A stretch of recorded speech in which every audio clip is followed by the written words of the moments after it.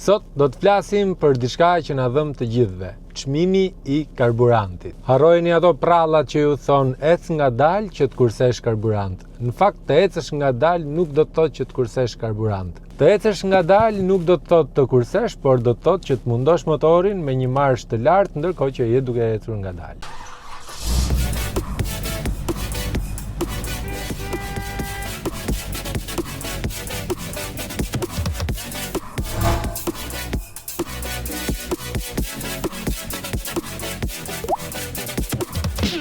Sot do t'ju tregoj sekretet e këmbës. Janë 4 teknika të cilat unë i përdor çdo ditë dhe këto teknika jam i sigurt që do t'ju ulin konsumin e karburantit deri në 20%. Sigurisht që unë nuk po them që ju të bëheni pengesë për të tjerët që keni nga pas apo të bëheni breshka e rrugës, por po ju them që të bëheni shofer inteligjent. Gabimi më i madh që bëjnë në përgjithësi shoferët në qytet, por edhe në autostradë, është që nuk shohin 3 makina përpara, por shohin vetëm makinën që kanë. Dhe kjo bën që të frenojnë dhe të japin gaz vazhdimisht dhe kjo rrit normalisht konsumin e karburantit. Nëse sheh që semafori ose makina që ke përpara ka ndaluar, pse duhet i japësh gaz? Në një kohë që duhet heqësh këmbën nga frenat dhe ta lësh makinën në inercinë e saj, sepse normalisht ti do afrohesh. Sa herë që ti shkel frenat, ke quar dëm naftën që të është dashur për të shkëputur makinën nga vendi.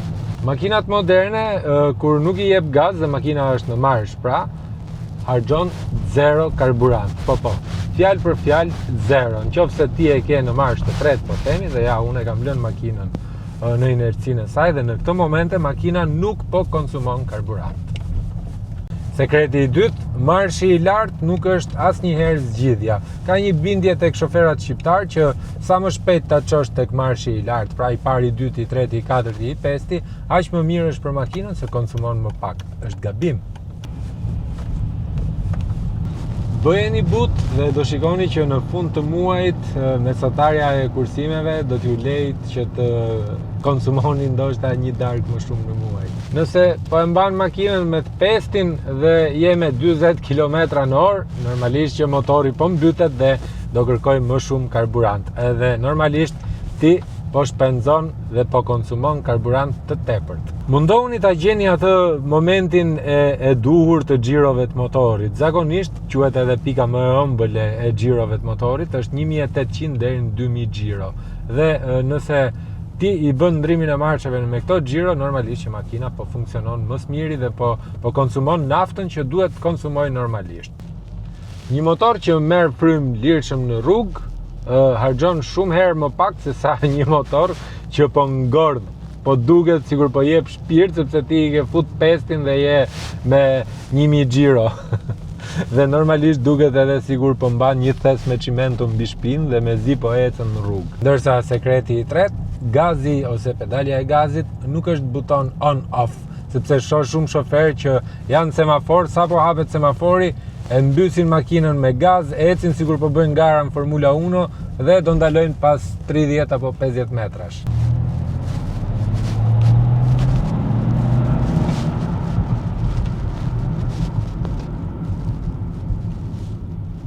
Çfarë duhet bëni?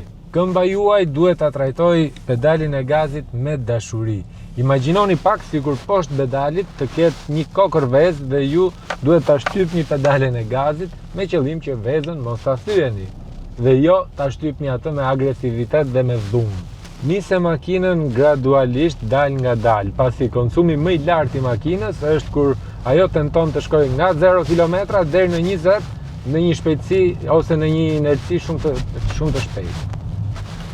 Nëse e bëni këtë me agresivitet, konsumi i makinës do t'rregojë deri në 30 litra karburant.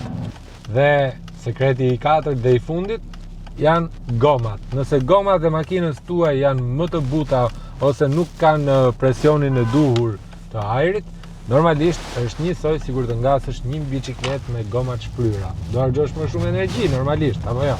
Edhe kështu ndodh dhe me makinën. Nëse makina pra i ka gomat në presion më të ulët, rritet forca e fërkimit dhe rritet edhe sasia e karburantit që duhet të djegë motori.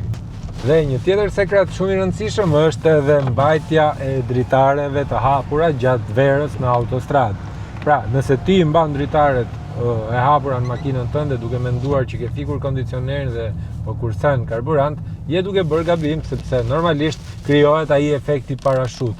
Makina lufton me erën dhe sasia e karburantit që digjet është 10% më e lartë se sa në rastet kur ti mund të mbash kondicionerin e ndezur.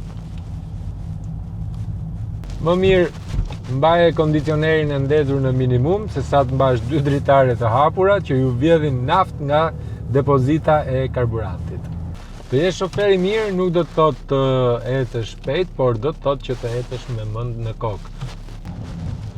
Sigurisht që sekretet e këmbës nuk është se kërkojnë shkencë, por kërkojnë pak më shumë qetësi dhe vëmendje pas timonit.